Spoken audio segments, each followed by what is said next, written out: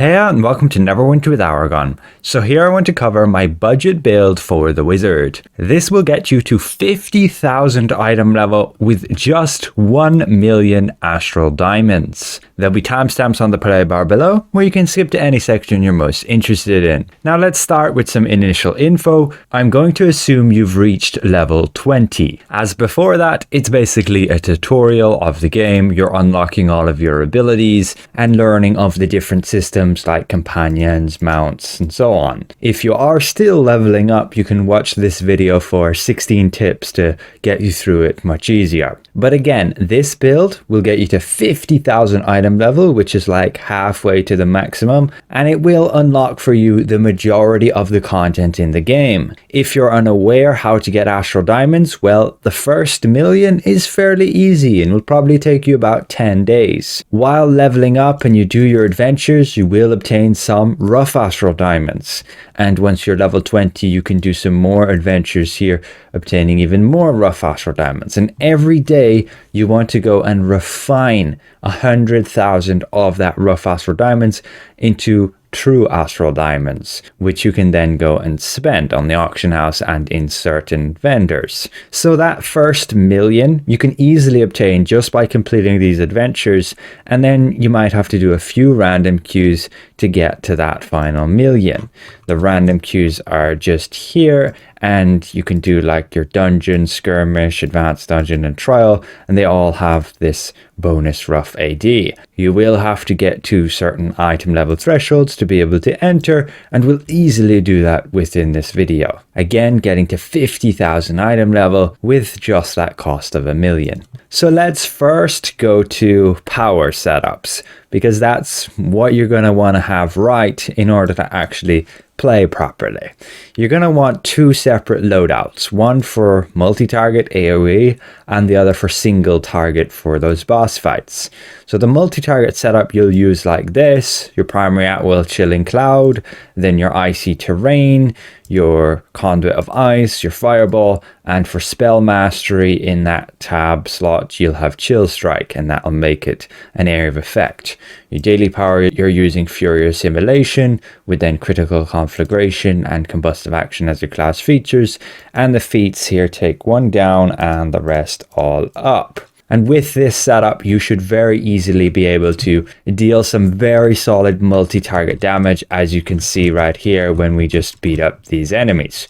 Use your abilities and everything's dead without us taking much damage at all. You wait a little bit on your cooldowns, you go to the next group, use those abilities again. It doesn't really matter on what order, and everything's dead. It is recommended to have a companion. You might have like the dog.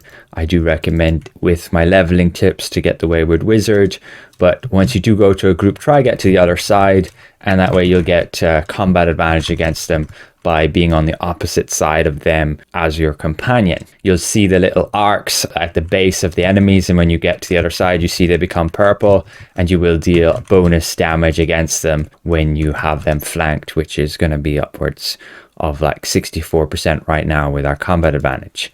But yes, this is your multi-target setup, and now you want to be going to single target. So you'll need to be at a campfire before you can switch, and generally you'll only need to switch to single target when you're running through like dungeons and going into certain trials, as single target is basically when you're attacking one enemy, which is basically a boss with a ton of hit points. So you'll go to a campfire in order to switch, and you'll go here, and you want to have this loadout. So again, chilling cloud is your primary at-will, then you want your entangling force, your repel, your chill strike, and then on spell mastery you want icy rays. That just gives it some extra magnitude damage. Your main daily power is then Ice Knife, with then critical conflagration and swath of destruction as your class features. And your feats are a little bit different, with down, up, and down. And that's pretty important, and you'll do some very solid then single target damage against your bosses. You will want to have a specific rotation as you work towards endgame that you will want to practice, but it will depend on the insignia bonus Tactician's Precision that you won't get till later on in the game. But still, you can practice your rotation like this. This is going to be an artifact call where you'll cast your artifact, which are these powers you have slotted in your enchantment page, and you'll have ones that will increase the damage against the boss, and your allies will have ones that will increase the damage against the boss too. And so you'll basically have like 10 seconds, all your damage will be like tripled against the enemy, and so you'll use this rotation to maximize your damage output within that.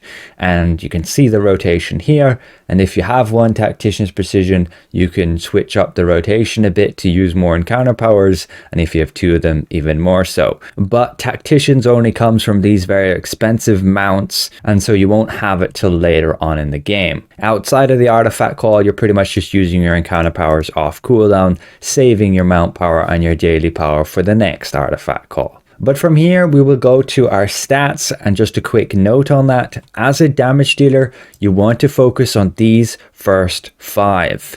Along with that, you will want to get item level to increase your base damage. So anything that gives you these 5 stats, focus on those gear pieces. When you create your wizard, if it's not too late, you want to then choose a race that also gives you a bonus to these main stats, the first 5 there. So we have Wood Elf giving us 5% crit strike.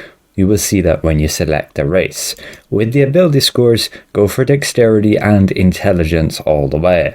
So now we're going to go to gear and all the different things you want to be obtaining, but I'm just going to cover a few things that I'm going to assume you already have. You are level 20, so you probably went through all your leveling adventures, and if you haven't, I recommend going back and doing them. But you'll get these like free enchantments here, another here, and you'll get another one by doing some quests, and you also want to make sure you do acquisitions incorporated.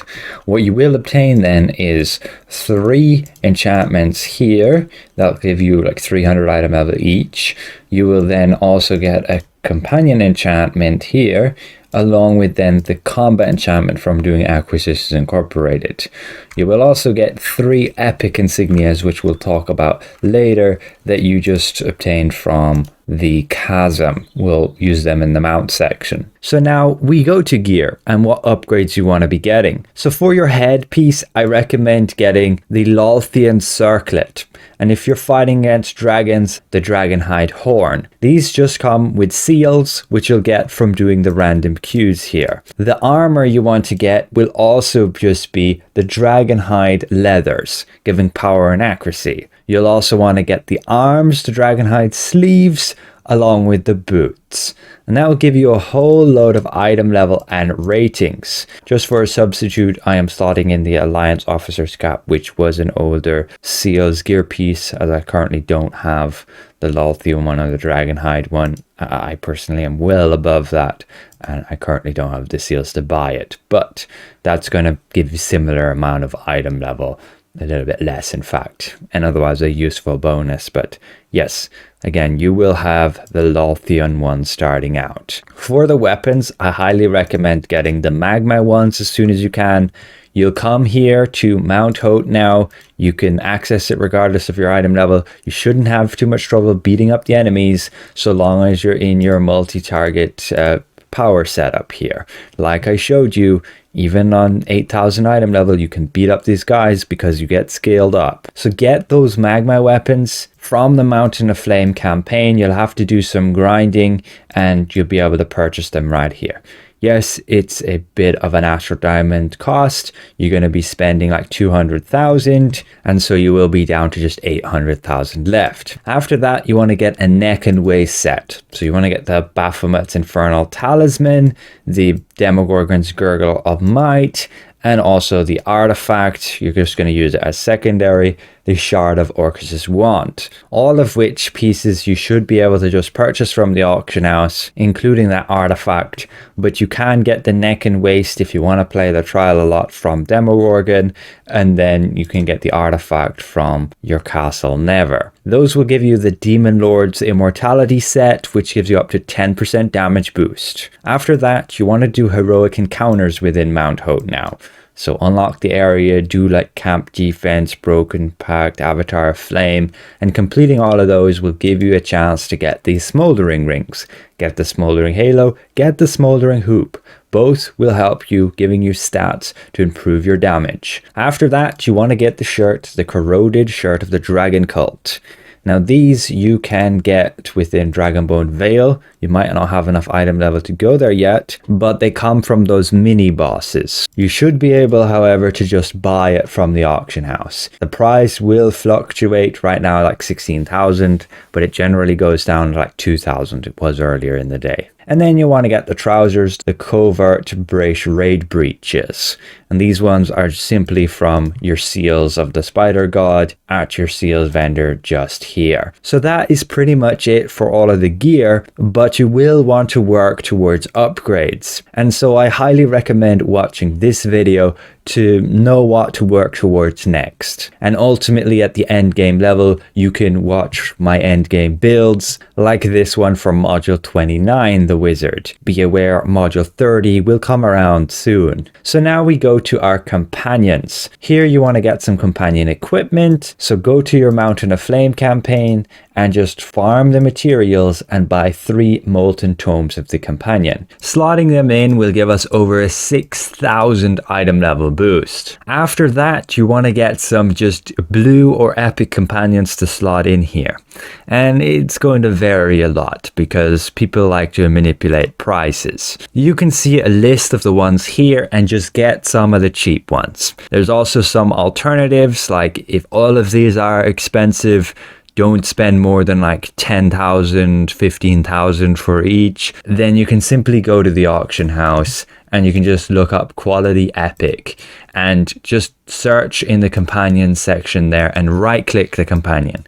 And if the companion gives some offensive stats, so stats are going to help you with damage, these 5 here, then just get it. So the red cap prowry with critical severity, you can get that one, that's fine. You can look through some more. You can get the battlefield medic with combat advantage, but that's already expensive again. There was one listed for like 20,000 earlier, but now they've gone up. And so you're just gonna have to look around for yourself. You're trying to get 5 that are like blue or epic that give offensive stats. You can see an entire list here. What you need to be careful of though is your slots. You only have 1 defense, 2 universal, 1 offense and 1 utility. So if you just get like all the companions that only fit in offense, then you're going to be stuck with none that has defense. Like we need to have the red slad, which would go in defense. It gives us offense stats like accuracy and crit severity.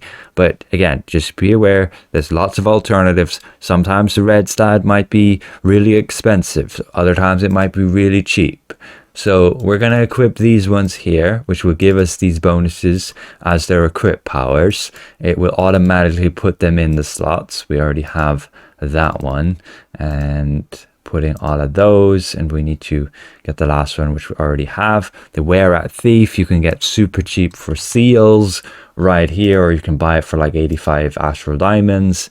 There you go. And we already have it just on blue there, but it's not going to show up in utility, so we need to move the powers a bit. So Barbarian Shaman can fit in utility, so let's put that one there. And then the Wear Out Thief can go here in offense. And that's the 5 bonuses here. For your equip power here, I recommend going for Acute Senses. I believe you can get super cheap companions like the Sly Blade Cobalt, going to give acute senses, but if this one's really expensive because people jack up the price, just go and right click them and you'll find another one which will also give acute senses. But then you also want to summon a companion of the highest quality that you have. So right here, these were all blue. We could just go to the auction house and choose a cheap epic companion and have that as summoned. We can optimize it a little bit further by looking for a decent single target companion. We can see the Vistani Wanderer is not too far behind, and right now it is pretty cheap, so we could grab that one if you want some extra damage. If you want some extra healing, you could get the Apprentice Healer, Dedicated Squire, or Lilend is probably another nice cheap one you can get, and it will help heal you in combat if you need to. So for this example, we just have the Vistani Wanderer there. We equip him, and then we need to make sure to summon him, and that'll give us an item level boost and will increase the effect of our acute senses. We're now at like 42,000 item level, and you probably spent another 380,000 Astral Diamonds to get there. So you probably have just over 400,000 left. And what to do with that? Well, you'll want to go to your mounts page, fill out your stable, and get some powers here as well. So the first thing I would do, it would be to get a legendary mount. You can, yes, just get any cheap one if you're just pushing for the item level. If all you want is to get to 50,000 item level to unlock new content, then absolutely, you can just get the cheapest one here. Maybe get a little bit better than the cheapest, like the Black Ice Warhorse, going to suit you with dominant force and a useful power for beating up lots of enemies. But like the best one to go for would be the legendary giant toad if you can. It's account wide, so you'll only need to get it once for your entire account. I'm not going to include the price of this in my budget setup, as you can just get a cheaper legendary amount and still get the item level, which is the main objective here, to get to 50,000. But if you can get a good deal here for 200,000, absolutely save up a bit more than the million and you'll easily be able to purchase that. Just don't pay more than that, okay? So in this example, I have that legendary giant toad, and he's super useful to give you that giant toad tongue lash along with that opportunistic of combat advantage rating. Now you will get a bit less item level here because you won't have 100% bolster. So the giant toad tongue lash will probably be 1,500 item level, and so will the opportunistic. The legendary giant toad is one of the best mount combat powers for single target for those boss fights, and that's where your damage is going to matter most. Just be aware though, there are 3 other ones like Tunnel Vision, Golden Touch, Bigby's Hand, which can be useful too. So just check if you have those already. It's going to be unlikely though. And the legendary giant toad is generally the cheapest to get there. But now we want to go to our stable and get some better mounts here.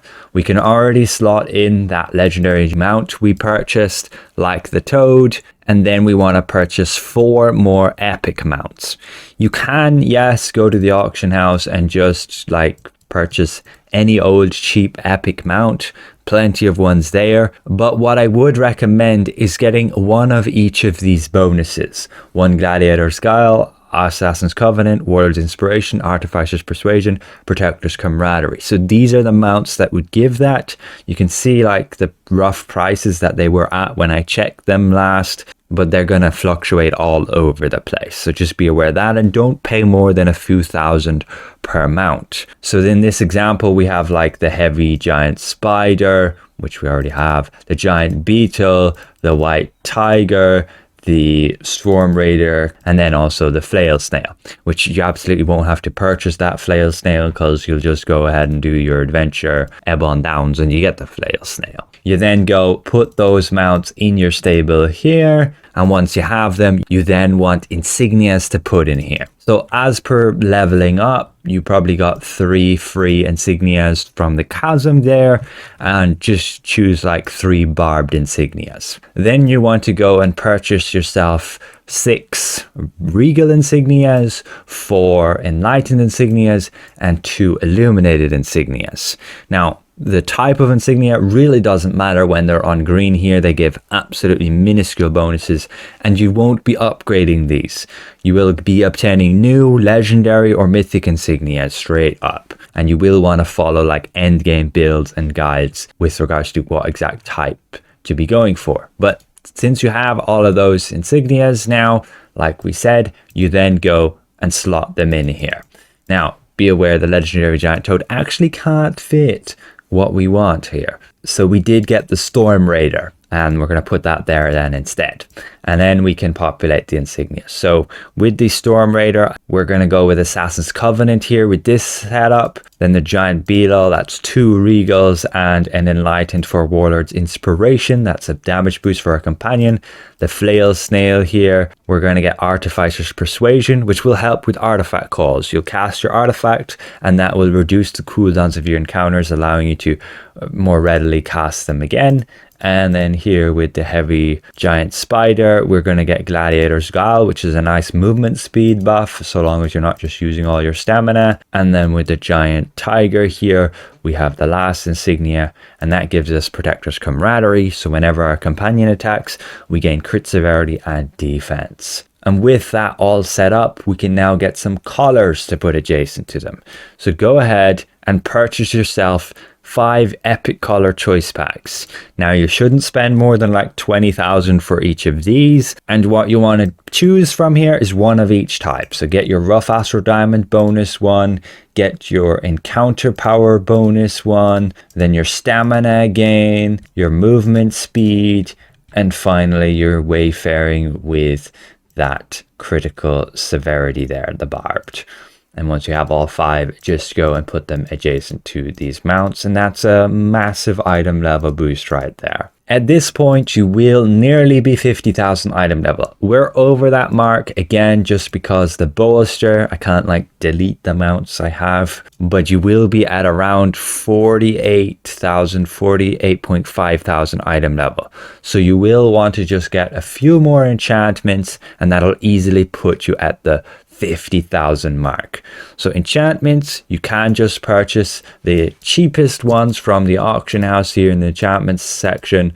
You can go uncommon, go offense, defense, utility, and search, and you can just buy 5 of the cheapest ones and then go and fill them in the rest of your slots here. So we just have like 5 garnets, and that will give you a 1,500 item level boost, and you should definitely at this point be at 50,000 item level. And that is ultimately everything for this budget build. You can see the full breakdown here step by step, and the very last thing is what you want to do to optimize. It's definitely the next thing to work towards so that you can contribute best to those artifact calls. So as we mentioned earlier, make sure you're getting a single target mount power right there. One of these top 4 ideally. You might already have those mounts as account wide if this is not your first character.